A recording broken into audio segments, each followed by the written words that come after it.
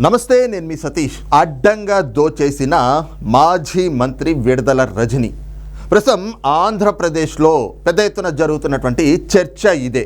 కారణం ఏమిటి అంటే, గత ప్రభుత్వంలో అంటే జగన్మోహన్ రెడ్డి పాలనలో ఆయన క్యాబినెట్లో పనిచేసినటువంటి మంత్రులు అంటే ఆయనతో సహా ఏ రకమైనటువంటి అవినీతి అక్రమాలకు పాల్పడ్డారు అనేటువంటిది ఎన్నో రకాలైనటువంటి ఆరోపణలు గత 5 ఏళ్ళు కూడా మనం వింటూ వచ్చాం.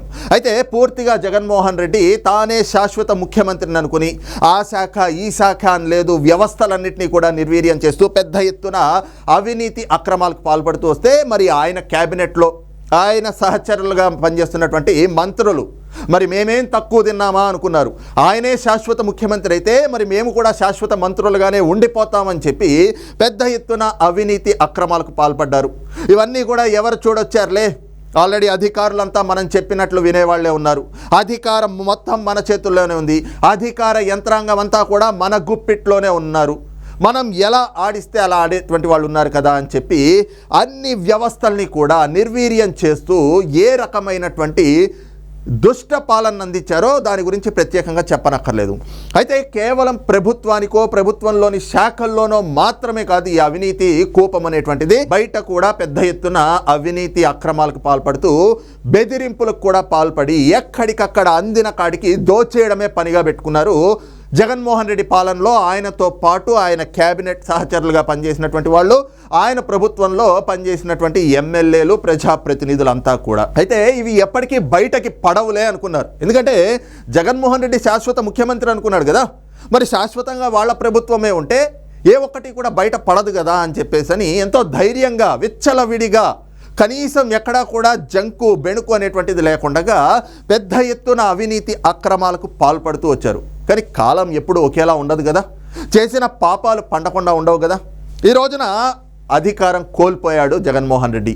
వైఎస్ఆర్ కాంగ్రెస్ పార్టీ ప్రభుత్వం పడిపోయింది, కుప్ప కూలిపోయింది అనడం కంటే కూడా ఆ ప్రభుత్వం అందించినటువంటి దుష్ట పాలనని చూసి ప్రజలే ఆ ప్రభుత్వాన్ని కూకటి వేళ్లతో సహా పెకిలించి కూల్చివేశారు. ఈ రోజున అందుకే జగన్మోహన్ రెడ్డి 151 స్థానాల నుంచి 11 స్థానాలకి కుప్ప కూలిపోయాడు. మరి ఈ రోజున కూటమి కూడా 164 స్థానాలతోటి అధికారంలోకి వచ్చింది.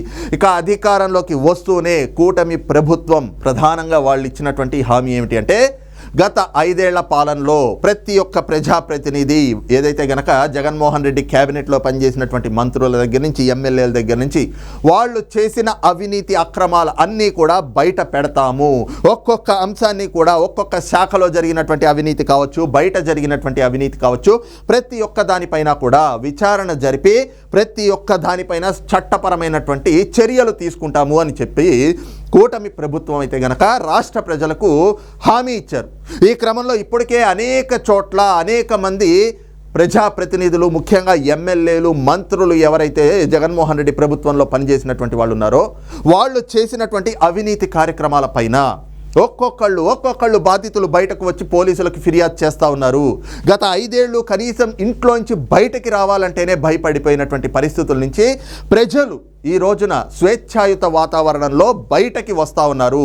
బయటకి వచ్చినటువంటి క్రమంలో ఫిర్యాదులు కూడా చేస్తూ ఉన్నారు. మొన్ననే మనం చూసాం, ఏదైతే గుడివాడ అమర్నాథ్ కోడిగుడ్డు శాఖ మంత్రి ఆయన ఏదైతే భూ కబ్జా చేశాడో దానిపైన కూడా బాధితురాలు బయటకు వచ్చి ఫిర్యాదు చేశారు. ఇంకో చోట ఇంకొకళ్ళు చేశారు.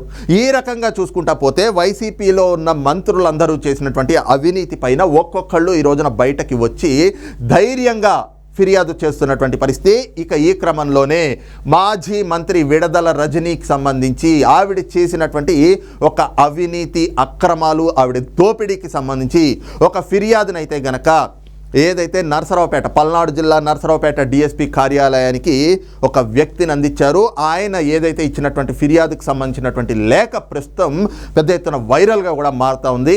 మరి ఏమిటి ఆ లేఖ, ఏ రకమైనటువంటి దోపిడీ విడుదల రజనీ గారు చేశారు అనేటువంటిది కూడా ఒక్కసారి ఆ లేఖను చూసి విశ్లేషించుకుందాం. ఇదే చూస్తూ ఉన్నాం కదా, ఏదైతే గనక విడుదల రజనీ గారి పైన ఏదైతే మహారాజశ్రీ గౌరవనీయులు పల్నాడు జిల్లా నరసరావుపేట డిఎస్పీ గారి దివ్య సముఖమునకు నమస్కరించి శ్రీ లక్ష్మీ బాలాజీ స్టోన్ క్రషర్స్ తరఫున మేనేజింగ్ పార్ట్నర్ గారైన నల్లపనేని గంగయ్య గారి కుమారుడు నల్లపనేని చలపతిరావు అనే నేను రాసుకున్న అర్జీ విన్నపము. నల్లపనేని చలపతిరావు అనేటువంటి వ్యక్తి ఈ విన్నపాన్ని అయితే చేసుకున్నారు. అది కూడా ఏమిటి అంటే చిలకలూరిపేట మాజీ ఎమ్మెల్యే మరియు మంత్రివర్యులు అయిన విడుదల రజనీ గారి మరియు విడుదల గోపి అండ్ పిఏ రామకృష్ణ అప్పటి విజిలెన్స్ ఎస్పీ జాషువా అనువారు భయభ్రాంతులకు గురి చేసి బలవంతంగా మా వద్ద వసూలు చేసిన 2,20,00,000 రూపాయలపై చర్య నిమిత్తం.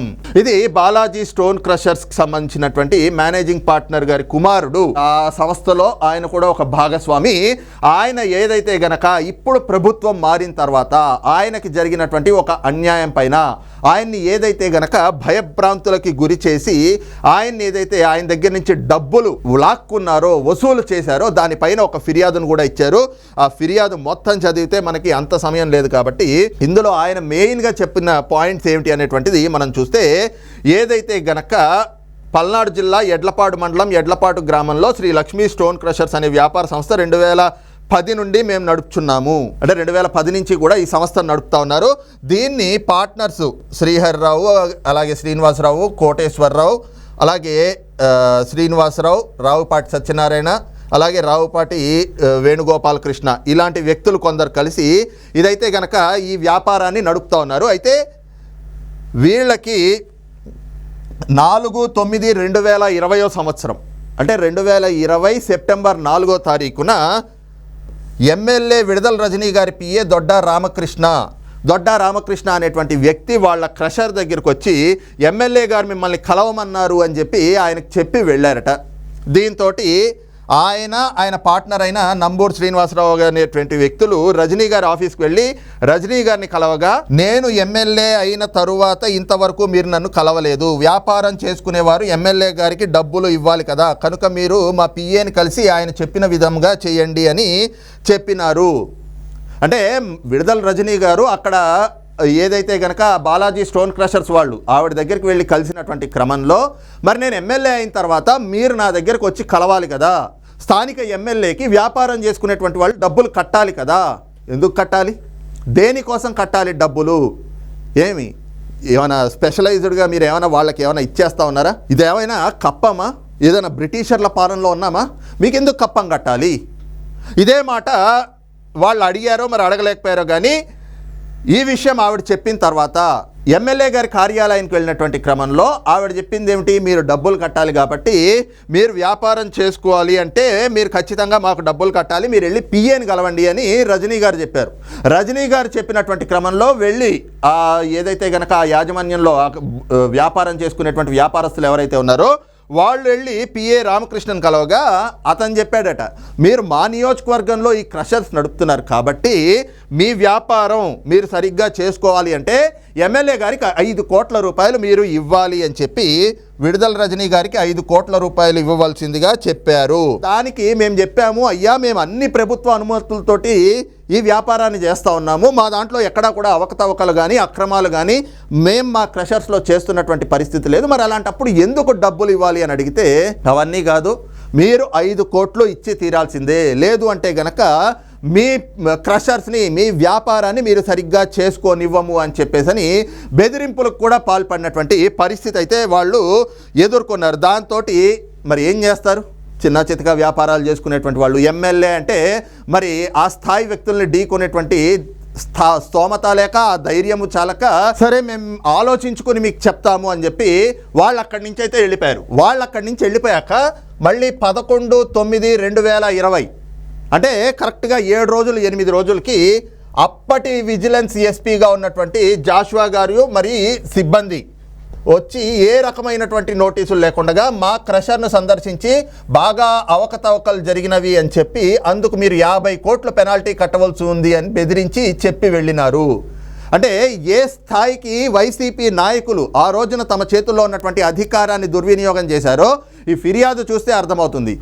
అంటే ఎమ్మెల్యే గారి కార్యాలయానికి వెళ్ళి ఆవిడకి కప్పం కట్టాలి, ఆవిడకి కప్పం కట్టకపోతే ఈ రకంగా పోలీసుల్ని అంటే వ్యవస్థలన్నిటి కూడా తమ చేతుల్లో పెట్టుకున్నారు కాబట్టి ఈ రకంగా 11వ తారీఖు సెప్టెంబర్ నెల 2020 సంవత్సరం విజిలెన్స్ ఎస్పీగా ఆనాడు విజిలెన్స్ ఎస్పీగా ఉన్నటువంటి జాషువా ఆయన సిబ్బందిని తీసుకుని ఆ క్రషర్స్ ఎక్కడైతే ఉన్నాయో ఆ క్రషర్స్ అక్కడికి వెళ్ళి అందులో పూర్తిగా అవకతవకలు జరిగినాయని చెప్పేసి వాళ్ళ మీద మీకు పెనాల్టీ వేస్తున్నాం, ఆ పెనాల్టీ కూడా ఎంత 50 కోట్ల రూపాయలు పెనాల్టీ వేస్తున్నాము అని చెప్పి బెదిరింపులకు పాల్పడి వెళ్ళారు. అదైన తర్వాత ఒక నెల రోజులకి జాషువా గారు మాకు ఫోన్ చేసి ఎమ్మెల్యే విడుదల రజనీ గారితో మాట్లాడుకోండి, లేదా 50 కోట్ల రూపాయలు ఫైన్ రాసి సీజ్ చేస్తామని బెదిరించినారు.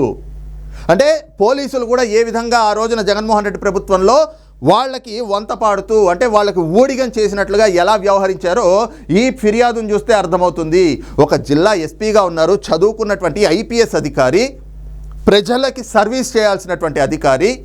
అలాంటి అధికారులు రాజకీయ నాయకులకి వాళ్ళకి ఊడిగం చేస్తున్నట్లుగా, వాళ్ళు చెప్పిన దానికల్లా తలాడిస్తున్నట్లుగా వచ్చి వ్యాపారాలు చేసుకునేటువంటి వాళ్ళ మీద 50 కోట్ల రూపాయలు మీకు పెనాల్టీ వేస్తామని బెదిరింపులకు పాల్పడితే మరి చిన్న చితక వ్యాపారస్తులు ఏమైపోవాలి? అయితే ఈ ఉదంతం జరిగిన తర్వాత ఏదైతే గనక విజిలెన్స్ ఎస్పీ జాషువా వచ్చి మీకు 50 కోట్లు పెనాల్టీ రాస్తాము అని చెప్పి మళ్ళీ ఒక నెల రోజుల తర్వాత ఫోన్ చేసి మళ్ళీ బెదిరింపులకు పాల్పడడంతో మరి చేసేదేమీ లేక వాళ్ళు మళ్ళీ ఎమ్మెల్యే గారి కార్యాలయానికి వెళ్ళడం, 5 కోట్లకు సెటిల్ చేస్తామని చెప్పారు. మరి ఏం చేయాలి, మేము అంత ఉన్నవాళ్ళం కాదు, ఒక పని చేయండి, మా వ్యాపారంలో మీరు ఎంతో కొంత వాటా రాయించుకోండి, మీకు వాటా ఇస్తాము, అంతే తప్పితే 5 కోట్ల రూపాయలు ఉన్న ఫలంగా ఇప్పుడు తెచ్చిమ్మంటే మేము ఇవ్వలేము అని చెప్తే అప్పుడు మంత్రి విడుదల రజనీ గారు ఆవిడ ఎంతో సహృదయంతో మీరు వెళ్ళి మా మరిది విడుదల గోపి అని చెప్పేసి ఉంటాడు, ఆయన్ని కలవండి, ఆయన సెటిల్ చేస్తాడు అంటే ఆ విడుదల గోపి దగ్గరికి ఈ బాలాజీ స్టోన్ క్రషర్స్ వాళ్ళు ఎవరైతే ఉన్నారో వాళ్ళు వెళ్ళి కలిస్తే, అయితే ఒక పని చేయండి, నేను ఈ మ్యాటర్ని సెటిల్ చేస్తున్నాను కాబట్టి నాకు 10 లక్షల రూపాయలు ఇవ్వండి, ఈ మ్యాటర్ని సెటిల్ చేయడానికి ఎంతగానో సహకారాన్ని అందించారు కాబట్టి విజిలెన్స్ ఎస్పీ జాషువా గారు ఎవరైతే ఉన్నారో ఆయనకో 10 లక్షలు ఇవ్వండి, అలాగే ఎమ్మెల్యే గారు కదా మరి మాకు ఇచ్చినట్లుగా 10 లక్షలు 20 లక్షలు ఇస్తే ఆవిడకి నడవదు కదా, అందుకని చెప్పి ఆవిడకో 2 కోట్ల రూపాయలు ఇవ్వండి, ఈ మ్యాటర్ ఇక్కడితో సెటిల్ అయిపోతుంది అంటే మరి ఏం చేస్తారు? ఒకసారి కాదు, 2 సార్లు కాదు, వరుస వేధింపులు, వరుస బెదిరింపులు వస్తూ ఉంటే అందులోనూ ఒకవైపున వాళ్ళకి అండగా నిలిచి వాళ్ళకి రక్షణ కల్పిస్తారు అనుకున్నటువంటి పోలీసు ఉన్నతాధికారులే ఈ రోజున వ్యాపారస్తుల మీద, రాజకీయ నాయకులకి కొమ్ము గాస్తూ వాళ్ళకి అండగా నిలుస్తూ వాళ్ళ పక్షాన వచ్చి బెదిరింపులకు పాల్పడతా ఉంటే ఇక వ్యవస్థలు ఉన్నాయా, మనకి ఎక్కడైనా కూడా రక్షణ దొరుకుతుందా అని అనుమానం కలిగేటువంటి క్రమంలో ఏ వ్యాపారస్తుడైనా కూడా ఏం చేస్తాడు? వీళ్ళు అదే చేశారు. ఆ సమయంలో ఏమీ చేయాలో పాలుపోక అక్కడ ఇక్కడ డబ్బులు సమకూర్చి ఆ 2 కోట్ల రూపాయలు అలాగే ఆ 20 లక్షలు అంటే 10 లక్షలేమో ఎమ్మెల్యే విడుదల రజనీ గారి మరిదైనటువంటి విడుదల గోపికి, ఇంకో 10 లక్షలేమో విజిలెన్స్ ఎస్పీ అయినటువంటి జాషువాకి, వాళ్ళిద్దరికీ కూడా ఇచ్చారు. దీంతో అది కూడా ఏ విధంగా ఇచ్చారు అంటే డబ్బులు సమకూరినాయి అని చెప్పేసని విడుదల గోపి గారికి ఫోన్ చేసి మీరు చెప్పిన ప్రకారంగా పైకం సమకూర్చినాము అని చెప్పగా 4/4/2021 అంటే సెప్టెంబర్ 2020 నుంచి మళ్ళీ ఏప్రిల్ 2021 వరకు కూడా ఈ బెదిరింపులు, ఈ తంతు అంతా కొనసాగుతూనే ఉంది. డబ్బులు సమకూర్చారు. డబ్బులు సమకూర్చిన తర్వాత దాన్ని పురుషోత్తపట్నంలోని మా ఇంటి వద్దకు రాత్రి 11 గంటలకు అందజేయవలసిందిగా విడుదల గోపి చెప్పినాడు. అంటే ఓకే, డబ్బులు సమకూరినాయి కదా, మొత్తం డబ్బులు తీసుకుని వచ్చి ఏదైతే పురుషోత్తపట్నంలో మా ఇల్లు ఉందో మా ఇంటి దగ్గర రాత్రి 11ంటికి, అంటే చీకటి పనులు కదా ఇవన్నీ కూడా, చీకటి పనులు చేసేటప్పుడు చీకట్లోనే చెయ్యాలి, చేయకూడని తప్పులు చేసేవన్నీ కూడా చీకట్లోనే చేస్తారు కదా, అందుకని రాత్రి 11ంటికి తెచ్చి ఇవ్వాలి అంటే దాన్ని ఏదైతే గనక రాఘవరావు అలాగే శ్రీహరిరావు అనేటువంటి వ్యక్తులు వీళ్ళిద్దరూ కూడా కలిసి రాత్రి 11 గంటల సమయంలో తీసుకెళ్ళి డబ్బులు ఇచ్చారు.